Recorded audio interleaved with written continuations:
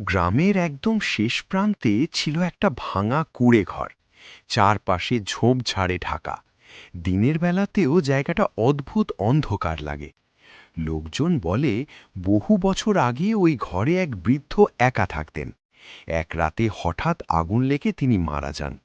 তারপর থেকেই নাকি ওই ঘরে অদ্ভুত সব ঘটনা ঘটে। একদিন সন্ধেবেলা রাহুল আর তার বন্ধু সুমন সাহস করে সেখানে যাওয়ার সিদ্ধান্ত নিল। তারা ভেবেছিল এসব শুধু গাঁয়ের মানুষের বানানো গল্প। হাতে একটা টর্চ নিয়ে তারা ঢুকে পড়ল সেই ভাঙা কুঁড়ে ঘরের ভেতর। ঘরের ভেতরটা ছিল ঠান্ডা আর স্যাঁতসেঁতে। মাটিতে ভাঙা হাঁড়ি পাতিল আর দেয়ালে কালো পোড়া দাগ।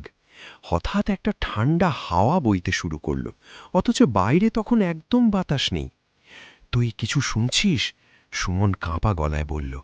রাহুল কিছু বলার আগেই ঘরের এক কোণ থেকে আস্তে আস্তে একটা শব্দ ভেসে এলো। কেউ যেন ধীরে ধীরে হাঁটছে। টর্চের আলো ফেলতেই দেখা গেল ভাঙা দেওয়ালের পাশে একটা ছায়া নড়ছে। কে কে ওখানে? রাহুল চিৎকার করে উঠল, কিন্তু কোনো উত্তর এলো না। বরং সেই ছায়াটা ধীরে ধীরে তাদের দিকে এগোতে লাগল। টর্চের আলো হঠাৎ নিভে গেল। অন্ধকারে তারা শুধু শুনতে পেল ভারী নিঃশ্বাসের শব্দ।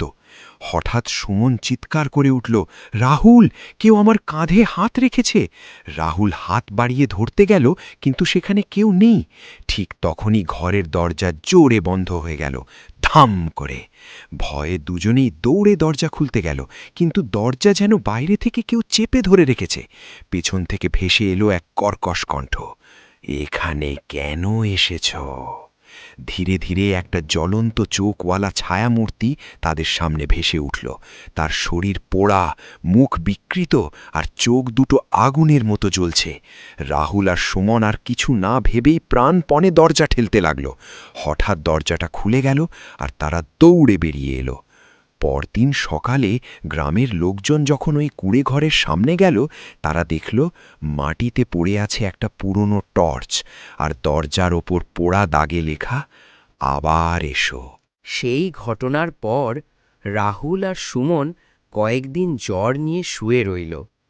তারা কাউকে ঠিক করে কিছু বলতে পারছিল না, শুধু বলতো, ওখানে কিছু আছে, সত্যিই আছে। কিন্তু ভয়ের থেকেও বড় হলো কৌতূহল। এক সপ্তাহ পর গ্রামেরই আরেক ছেলে বিকাশ তাদের কথা শুনে বলল, চলো আবার যাই, এবার দেখে আসব আসলেই কি আছে। রাহুল প্রথমে রাজি হচ্ছিল না, কিন্তু শেষে তিনজন মিলে আবার সেই ভাঙা কুঁড়েঘরের দিকে রওনা দিল। এবার তারা সঙ্গে নিল একটা লণ্ঠন আর একটা পুরনো তাবিজ, যা নাকি গ্রামের পুরোহিত দিয়েছিলেন। রাতটা ছিল অমাবস্যা, চারপাশে পিচ কালো অন্ধকার। কুঁড়েঘরের সামনে পৌঁছতেই তারা লক্ষ্য করল দরজাটা আধ খোলা, যেন কেউ তাদের জন্য অপেক্ষা করছে। ভেতরে ঢুকতেই আবার সেই ঠান্ডা হাওয়া, কিন্তু এবার একটা নতুন জিনিস দেখা গেল। মাটিতে কেউ যেন আঙুল দিয়ে কিছু লিখেছে। লণ্ঠনের আলো ফেলতেই দেখা গেল লেখা, ফিরে এসেছ, এবার যাবে না। হঠাৎ ঘরের ভেতর সব শব্দ থেমে গেল, একদম নিস্তব্ধতা। তারপর ধীরে ধীরে ঘরের মেঝে কাঁপতে শুরু করল। দেয়ালের পোড়া দাগগুলো যেন নড়ছে, যেন কেউ ভেতর থেকে বেরোতে চাইছে। বিকাশ সাহস করে বলল, তুমি কে? কেন আমাদের ভয় দেখাচ্ছ? এইবার একটা কর্কশ, কাঁপা কণ্ঠ ভেসে এলো, আমি এখানে আটকে আছি, আগুন আমাকে ছাড়ে না। হঠাৎ মাটির নিচ থেকে একটা পোড়া হাত বেরিয়ে এলো। সেটা ধীরে ধীরে বিকাশের পা চেপে ধরল। বিকাশ চিৎকার করে উঠল। রাহুল তাড়াতাড়ি তাবিজটা মাটির দিকে ছুঁড়ে দিল। সঙ্গে সঙ্গে এক বিকট চিৎকারে পুরো ঘর কেঁপে উঠল।